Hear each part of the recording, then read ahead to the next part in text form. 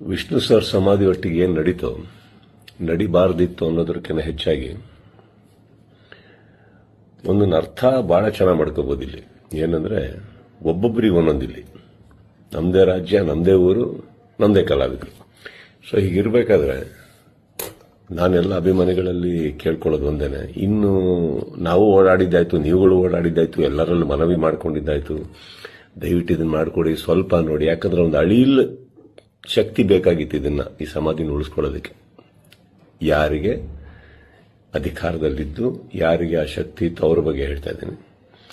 So ಅದು ಮಾಡಲಿಲ್ಲ ಅಂದಾಗ ಇನ್ನು ಅವ್ರನ್ನೆಲ್ಲ ವಿಷ್ಣು ಸರ್ನ ನಾವು ನೋಡಿ ಬೆಳ್ಕೊಂಡು ಬಂದಮೇಲೆ ಒಂದಂತೂ ನಾವು ಕಲೀಲೇಬೇಕಾಗಿರೋದು. ಇನ್ನು ಭಿಕ್ಷೆ ಮಾಡೋ ಅವಶ್ಯಕತೆ ಇಲ್ಲ, ಕೇಳ್ಕೊಳ್ಳೋ ಅವಶ್ಯಕತೆ ಇಲ್ಲ, ಕೇಳೋ ಅವಶ್ಯಕತೆನೆಲ್ಲ ಮುಗಿದೋಯ್ತಲ್ಲ. ಮಾಡಾಗಿದೆ, ಮಾಡಬೇಕು ಅಂತ ಇದ್ದಿದ್ರೆ ಇಷ್ಟೊತ್ತಿಗೆ ಮಾಡಿರೋರು. ಮಾಡಿಲ್ಲ ಅಂದಮೇಲೆ ಎಲ್ಲರೂ ಒಂದು ಅರ್ಥ ಮಾಡ್ಕೊಳ್ಳಿ, ಯಾರು ಏನು ಹೇಗೆ ಎತ್ತಿಟ್ರು ಇದು ನಾವೇ ಅಂತ ತೋರಿಸ್ಕೊಟ್ಟಾಗಿದೆ. ಇನ್ನಿದ್ರಲ್ಲಿ ನೀವು ಅರ್ಥ ಮಾಡ್ಕೊಳ್ಳೋಕೆ ಎಷ್ಟಿದೆ ಅರ್ಥ ಮಾಡ್ಕೊಂಡ್ಬಿಟ್ಟು ಇನ್ನು ನಾವೇನು ಮಾಡಬೇಕು ಅಂತ ನೋಡೋಣ. ಈಗ ಮೊನ್ನೆ ನಾವು ವೀರಕಪುತ್ರ ಶ್ರೀನಿವಾಸ ಅವ್ರ ಥರನೂ ಮಾತಾಡ್ತಾ ಇದ್ದೆ. ಅವರು ಒಂದಿಷ್ಟು ಯೋಜನೆಗಳು ಹಾಕೊಂಡಿದ್ದಾರೆ, ಆದಷ್ಟು ದೊಡ್ಡ ಒಂದು ಪ್ರತಿಮೆ ಕಟ್ಟಬೇಕು ಅಂತ ಇದ್ದಾರೆ.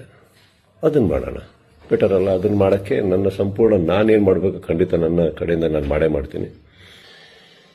ಎಲ್ಲರಿಗೂ ಒಂದು ನೋವಾಗಿದೆ ಅನ್ನೋದೊಂದು ಗೊತ್ತು.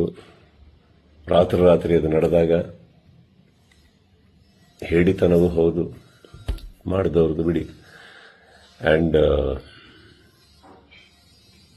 ನೋವಾಗುತ್ತೆ, ಬಿಟ್ಟಾಕಿ, ಈಗೇನು ಪ್ರಾಬ್ಲಮ್ ಇಲ್ಲ. 10 ನಿಮಿಷ ಕಣ್ಣೀರು ಹಾಕಬೇಕು, 11 ನಿಮಿಷ ನಾವೇನು ಮಾಡಬೇಕು ಅಂತ ಯೋಚನೆ ಮಾಡಿ ಮುಂದೆ ಹೋಗೋದು ನನ್ನ ಅಭ್ಯಾಸ. ನೀವೆಲ್ಲರೂ ಅದೇ ಮಾಡ್ತೀರಾ ಅಂದ್ಕೊಂಡಿದ್ದೀನಿ. ಕೈ ಚಾಚಿದ್ದು ಸಾಕು, ಇನ್ನೇನು ಮಾಡಬೇಕು ನಾವು ಮಾಡೋಣ. ಜೈ ವಿಷ್ಣು ಸರ್.